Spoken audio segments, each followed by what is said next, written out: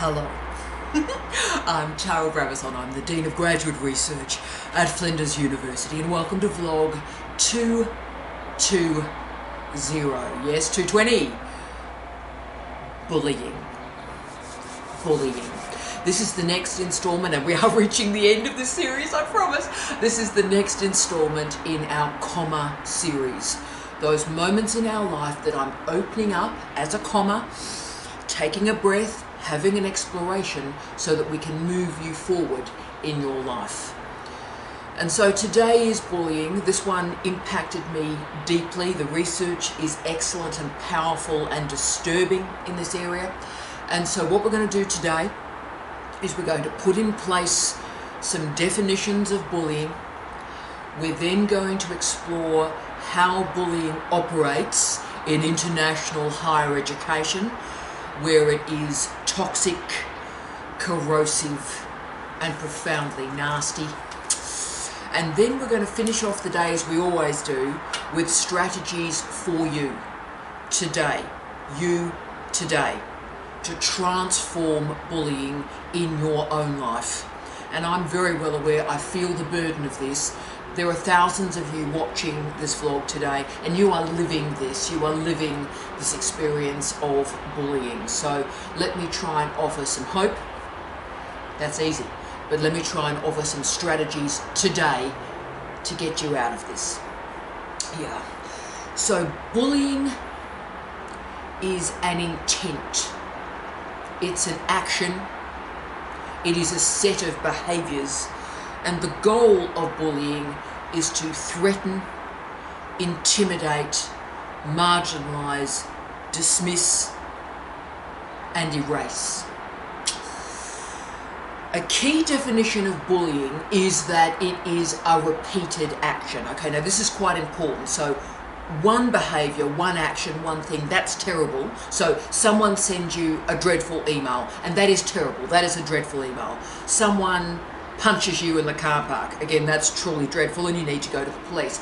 But bullying is more than one action. It is systematic and it is repeatable. So that is part of the definition, and that's going to be incredibly important. So bullying is systematic, it is repeatable, and yes, it becomes habitual.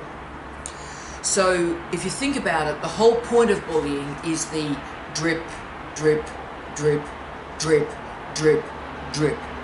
The other key characteristic of bullying is a power imbalance. So for bullying to be an action, there must be a power imbalance. And of course, that's really common in the contemporary higher education system. Yeah. So when we think about bullying, we are looking for an intention to harm, an imbalance of power, but also a series of actions over time. Bullying can involve, absolutely, one person attacking another, that is bullying, but also it can involve, truly appallingly, a group of people attacking an individual. And that's sometimes called in the literature mobbing. I often call it a swarm of bullies.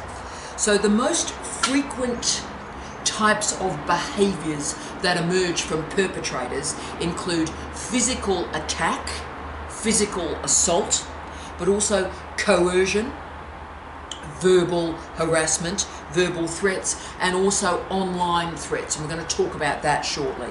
So bullying has profound consequences that are physical, that are mental, and they are emotional, and all of them are incredibly painful. Bullying can emerge in many contexts. The most frequently studied include the workplace and the school, obviously, but family bullying, wow, that is a fantastic literature, can I say, wow. And of course, bullying in universities, bullying in international higher education, that's a crunchy literature, oh yeah. So this is also widely studied, and we also, of course, have a word that I don't use very often, and that is cyberbullying. Lots of research there, lots of funded research there. But I would actually argue that whether it's online or offline, I'm interested in the nested behaviours and intentions, and I think they are the same. So the platform in many ways doesn't matter too much. Why it happens and the impact of it, that's crucial. Now, when I was doing the research on this vlog, and again, it was incredibly powerful, I really entered the literature looking for an answer to my own question. And my own question was, why do people choose to bully? Why do they bully? And there are some answers in the literature. Why does a person behave like this? What possibly could be occurring? And the literature reveals that jealousy is a clear characteristic, so is resentment, so is self-absorption. So pick one of the examples in our comma series and you can bet your life that's then involved as a motivation into bullying. Shame and anxiety, so again, one of our earlier comma series and the comma series we're doing next week, anxiety, those two variables also fuel bullies. So basically, at its most basic, pushing somebody else down makes you feel better, makes you feel more important. What occurs is the bully has an inflated sense of self and want the people around them to concur and agree and celebrate them for being fabulous. So when the people around them do not bow to their fabulousness, then violence, assault, and hostility emerge. So I really do like this interpretation of a bully because it confirms, and this is really important as we move into our university section of the vlog, that bullying has absolutely nothing to do with the bullied. Let me say that again. This is crucial. Bullying has absolutely nothing to do with the person that is bullied. Full stop. This whole situation is caused by an individual or by a group with an inflated sense of their own importance. And they behave disgracefully, dreadfully, because they are not receiving the esteem and the validation and the pats on the back and all the big stuff, the big upping. They're not receiving that, and so they start to bully the people that are not recognising how fabulous they are. So as you can see, this has nothing to do with the person that is bullied and everything to do with the bully. But further, and this is the significant bit here, bullying always emerges in a context. Almost all bullying has an audience, and this audience are often described as, quote, innocent bystanders, end of quote. Now, unless those supposedly innocent bystanders do something, then some dreadful but isolated incidents build and build and build and create a bullying culture. Bullying, therefore, becomes a normative discourse, the frame through which all interactions take place. So, for the person who is bullied, some truly dreadful outcomes emerge. And of course, it does include suicide. It does include suicide. But we've got loneliness, isolation, anxiety, susceptibility to all sorts of illnesses. And of course, a lot of the time, you feel unsafe and you feel afraid. Basically, all the other entries in our comma series can be involved in bullying in some way. And of course, bullying in the workplace is often invisible because HR departments can't or they won't do something about it. And remember, the reason why HR departments have some problems here, it's not that they're poor people, they're wonderful people, fantastic people, but the problem that HR departments have is bullying is enacted by people in power. And we live in an age where power in our workplaces is aggressive, nasty, bullying, and all-encompassing. So the only recourse for the bullied so frequently is to leave the organisation. So of course then the problem becomes invisible, it's not addressed, and the next person is bullied and then has to leave the organisation. You can see what happens. So therefore this problem is invisible. The only way that an organisation like a university can see there is a bullying issue is to monitor the staff turnover. So a proxy for bullying that I always watch, and like all proxies, it's inelegant, but it's one to watch, is when there's very high staff turnover in a particular department or a particular faculty. Watch that, and the chances are something very disturbing is happening there.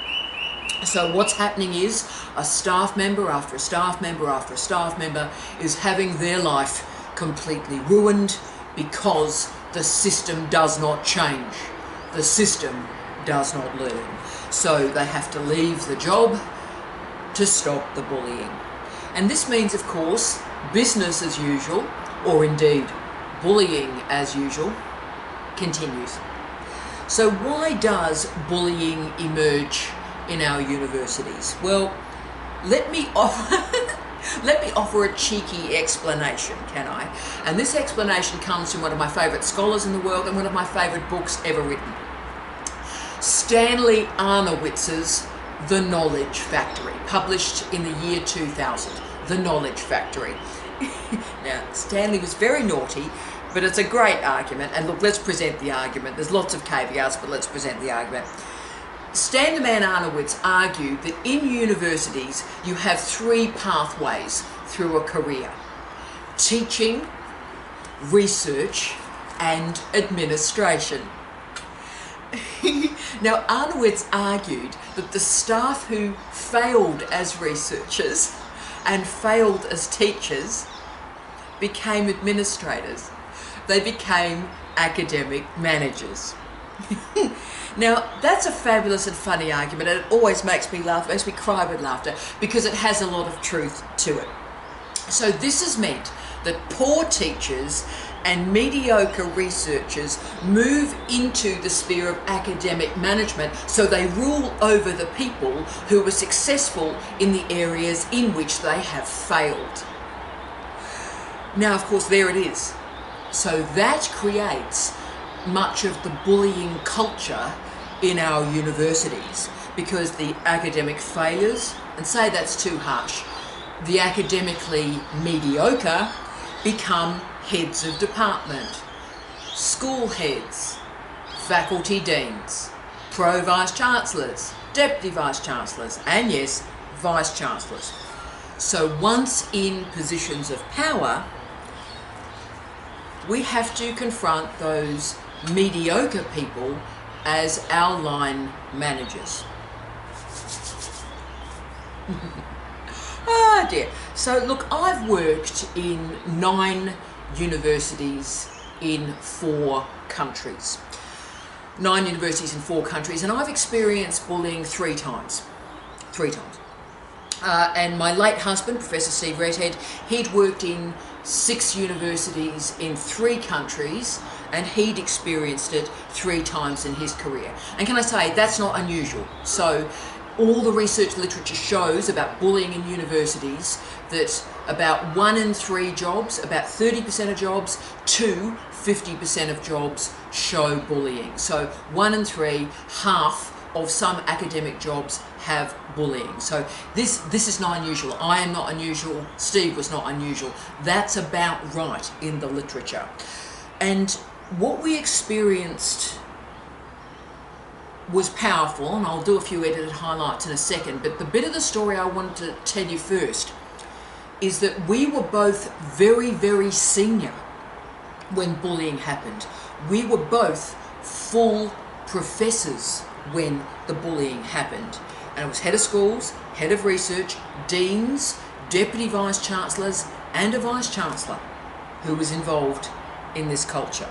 So just to give you a couple of edited highlights, or indeed edited lowlights, and I hope you're not eating while you're watching this vlog, but to give you one remarkable incident, Steve had excrement placed in his university office.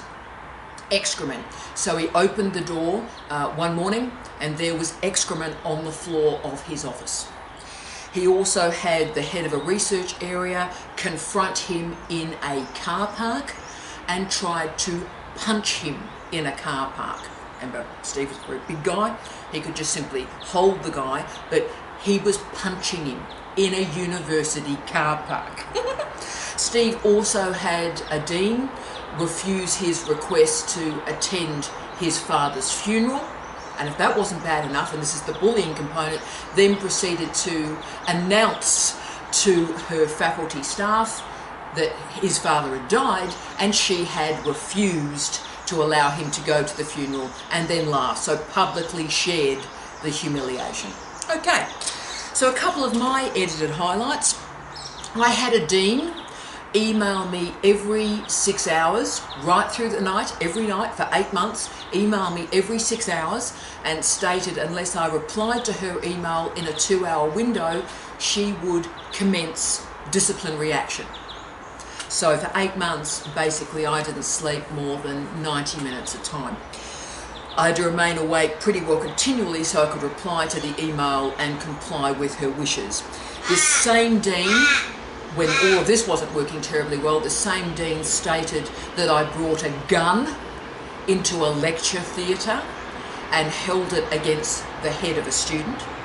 Now, of course, this was a complete lie. I've never even touched a gun in my entire life, let alone owned one or moved it around. I've never touched a gun, so a complete lie. And I would find her in my office at 7:30 in the morning looking for notes that I had supposedly written that were abusing or undermining her, and HR gave her the right to go into my emails because she was absolutely certain that I was telling the world about her in emails. And of course, again, I wasn't, I would never do that. And so she was in my inbox and there was nothing to find. So there are hundreds of examples that any of us could use from hundreds, thousands of organisations around the world. They're just a few examples. You, I'd imagine, have even worse than these. But I am not unusual here. There are tens of thousands of academics suffering this behaviour today. And the reason for it is bullying is the only means of control that a poor manager can enact. And hang on to yourself, here is a study that's going to chill your soul. A study from Timothy Charles Skinner, published in 2015, showed that bullying in regional universities is even worse than the reported data set for the entire sector. 36% of academics in regional universities reported that they were bullied, and get ready for yourself, in one university in regional Australia, 42% of staff acknowledged, absolutely, I am being bullied today. And when in this study our colleagues were asked how is bullying manifesting for them, it was through public humiliation, exclusion, intimidation, and discrimination. Now, if you think this research can't get even more damning, it does. Wow, here we go. The groups in regional universities that are most bullied are Indigenous Australians, wow, ethnic minority Australians, women, and those with family commitments. Okay, and you think, can this get any worse? It can't get any worse. Yes, it can. Now, you've heard me through these 200 plus vlogs talk a lot about nepotism. So mates giving other mates jobs in universities, jobs for the boys, jobs for the occasional girl. And look, I've seen this a lot. This exists a lot in international higher education. And of course, I've seen it a lot in regional universities around the world. But this is where this study from Skinner gets even more astonishing. Hang on to yourself. Wow, the people who achieved jobs in regional Australian universities through a competitive process, so not nepotism, not an internal process, not a mate hiring another mate, the people that actually got a job fair and square, they suffered bullying more than the staff appointed through nepotism. Whew. So, although health and safety legislation, regulation demands that bullying is addressed in a workplace, as a workplace hazard, by the way, Timothy Skinner confirmed, quote, "It's likely that at least some senior managers of these institutions are modelling and enabling the bullying and harassment reported in the survey, because without senior level support, a culture of bullying would not thrive." End of quote. Boom. Boom. Now, this is my experience in regional universities around the world. This is it. Around the world, not just Australia, regional universities around the world.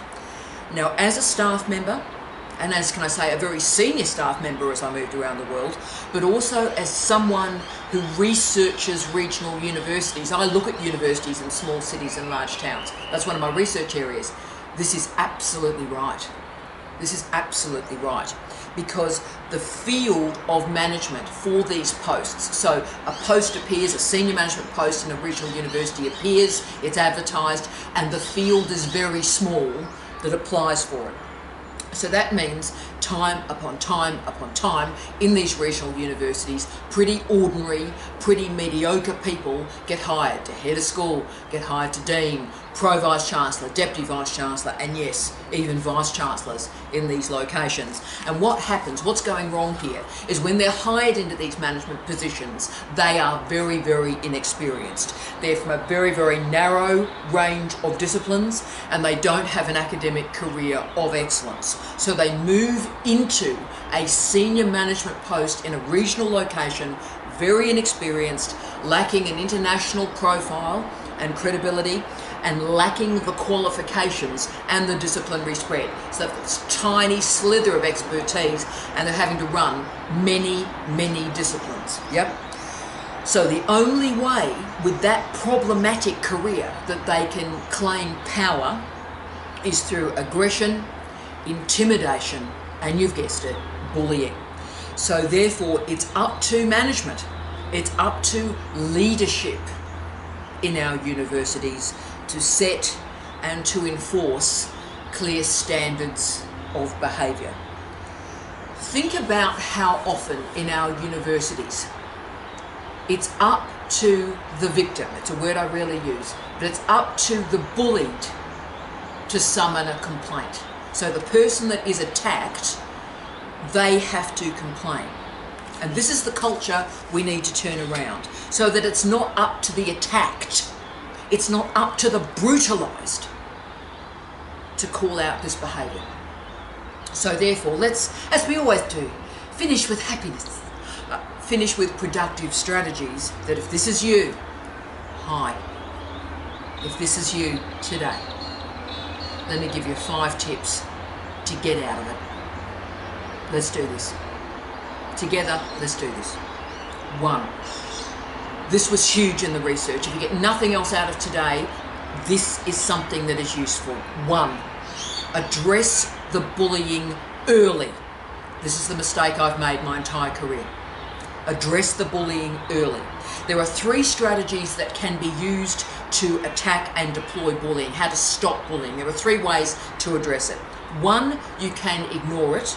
2, you can confront the bullies. And thirdly, you can get somebody in a position of power to address it. They are the 3 strategies. Now, can I say all three are pretty dysfunctional, all three have some problems, but let's talk about the most successful strategy. Now, the most important thing is, as most of us do, when terrible stuff happens, when people do the unsayable, speak the unspeakable, do terrible stuff, most of us sort of think, if I just ignore it, it'll go away. We'll all do that. I've done it, right? So you think, if you ignore it, it'll go away. Now, the research shows, if you ignore the bullying, it won't go away. It won't go away. The most successful strategy is to address it early. The earlier it is detected, the more likely it is that it is addressed. But remember, this is the challenge. Bullying is not one incident, okay? Log, certainly, if a bad thing happens, right? If a bad thing happens, log it in your email, save the email, log it in your calendar, absolutely. And when you get to 3 data points, 1, 2, 3, get to 3 incidents, bang, thanks for playing. That's when you address it. And let's talk about, therefore, what addressing it means. What does addressing mean? Firstly, crucial, talk with the bystanders of this behaviour. Really important. Who has seen the behaviour? Log their commentary. Log their words. Crucial. Bystanders, crucial. If there are emails that are aggressive and threatening, and often there are, report them to HR, but also report them to your IT or your computer systems department, because most universities, and indeed most workplaces generally, have an email policy. So if there's an email, report it. And that provides a proxy for the behaviour. So a dreadful email arrives, okay, send it straight to your IT department or your computer systems department. Then report the email to your head of school, your head of department, your dean, or your HR representative. Tell you why. This works incredibly well in some universities because you need to report it twice, because some universities operate on fear and on silence. And if you report it to one bit of the organisation, it may get buried. But if the behaviour is to stop, and the research is now clear on this, with an early intervention, with bystander testimony to an array of people in authority, then that is the way to make bullying stop. But of course, we do have to note there are tens of thousands of examples in universities around the world where good, decent, ethical people have done this and it hasn't worked.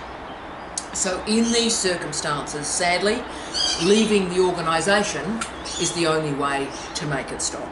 And that's why, and what I've always done, is when you're applying for work in an organisation, yes, you're talking with the top end of town, you're talking to your line managers and all the top end people. Always make sure you send some emails, have a Skype chat, get on the bat phone to people you'll be working with, your peers, people who may be junior to you, people you know in the organisation, and they can tell you the truth of what you're going into.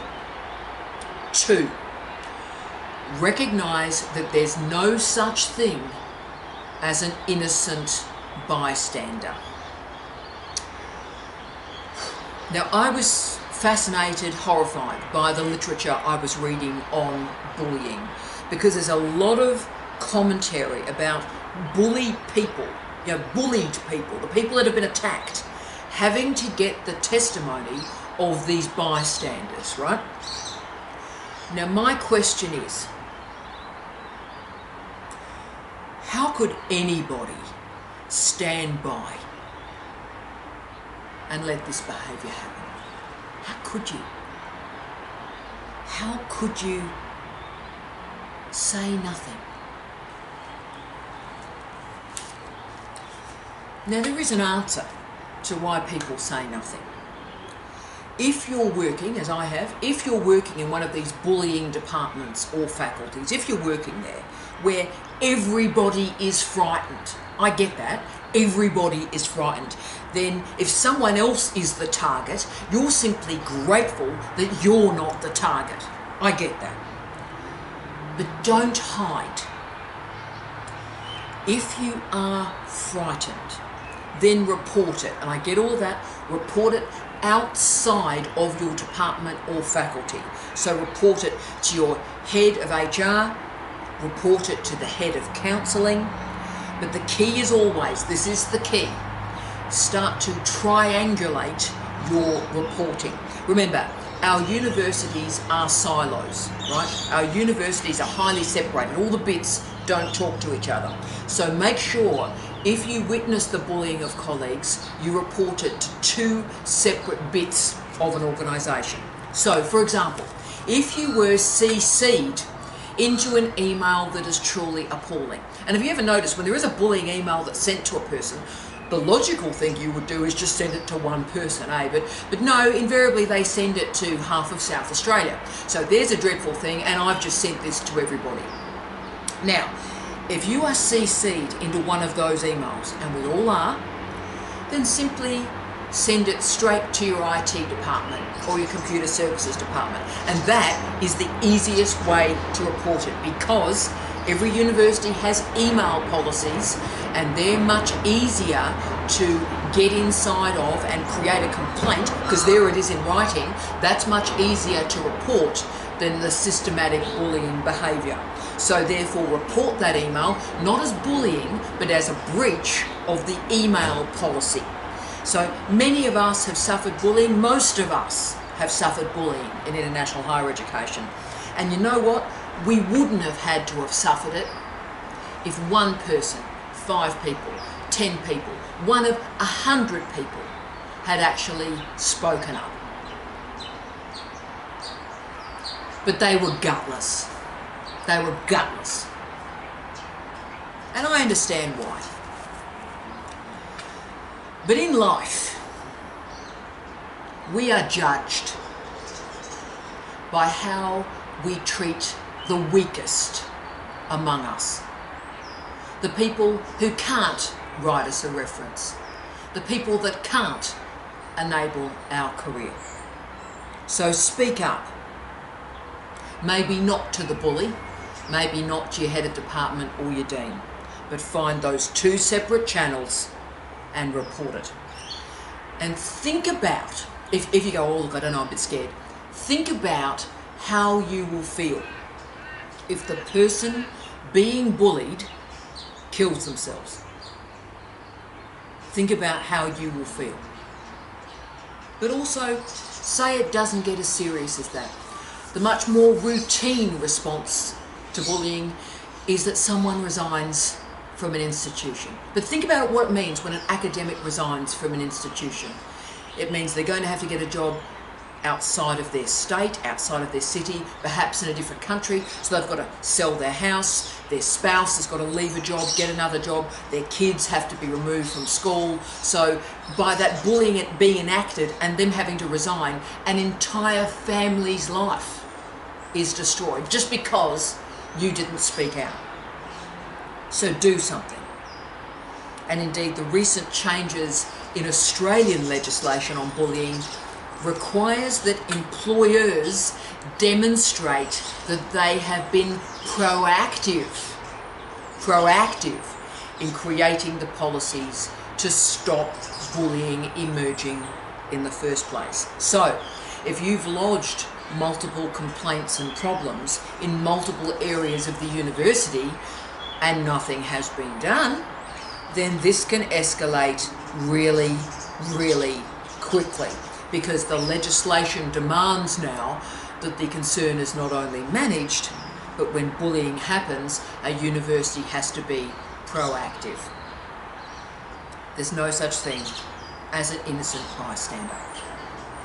3, leadership exists everywhere. Enforce civility at all times.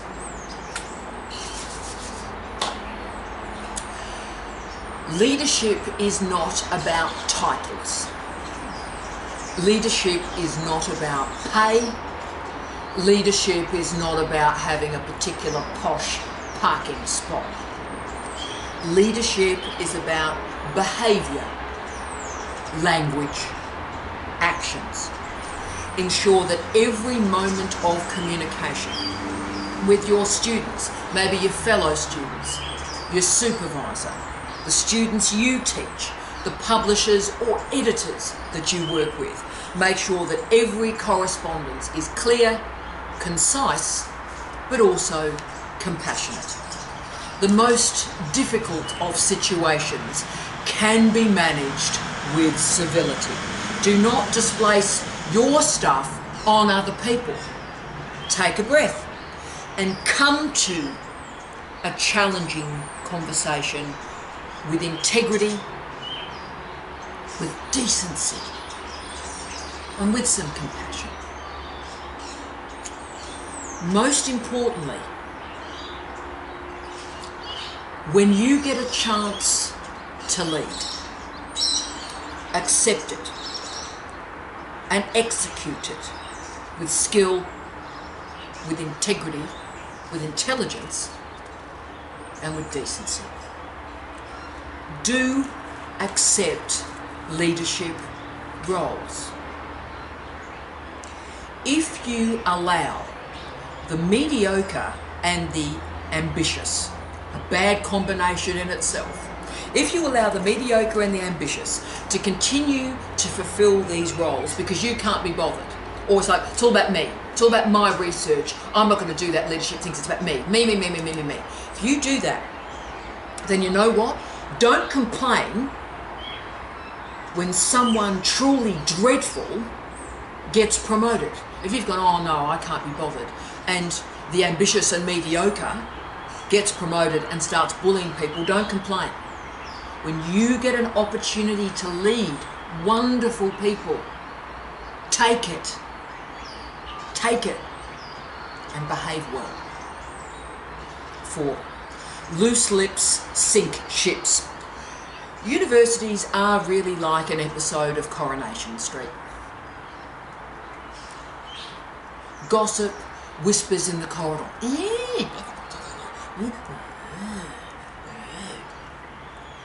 Gossip hurts people, often more than physical violence, because words can be brutal and words can be brutalising. You are implicated in the brutalising treatment of others every time you gossip.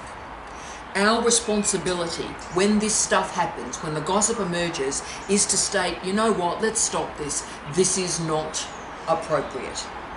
This is not the way in which we explore and express ideas in a workplace.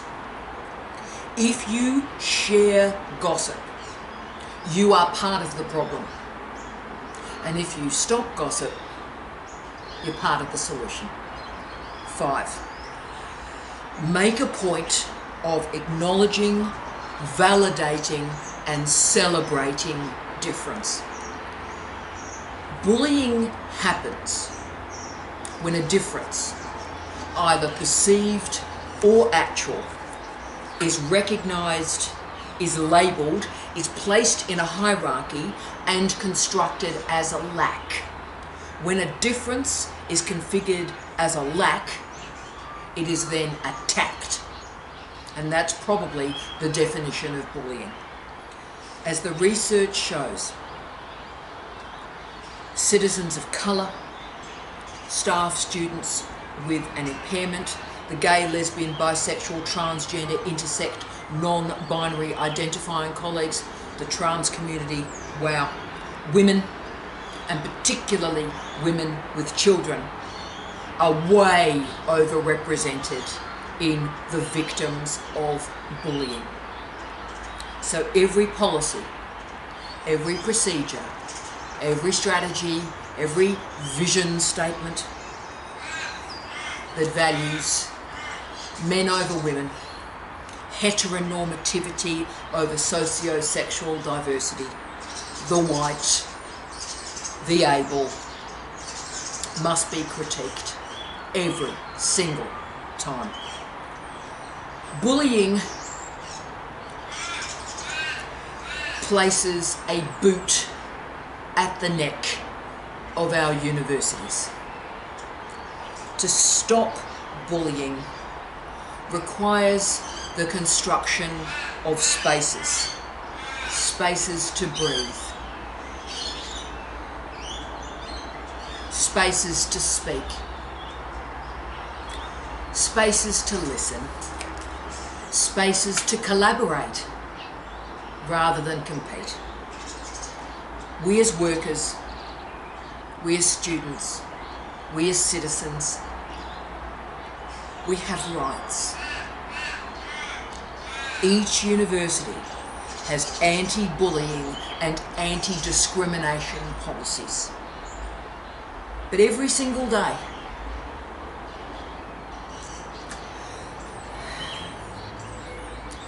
we make a decision about who we are and what we stand for.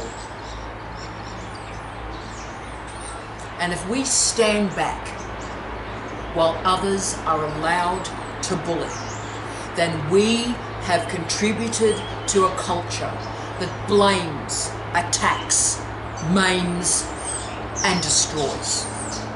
Bullying can be an ending. It can be a full stop. It can end careers. It can end careers. It can indeed end lives. But by calling it early, enabling and supporting those who are suffering, and claiming leadership in our university culture, you know what? Bullying can become a comma, a pause, a moment, a pivot, and then we move on and we improve. This can be, bullying can be, a pause, a moment where we learn, where we challenge, where we change, we survive, but we also improve.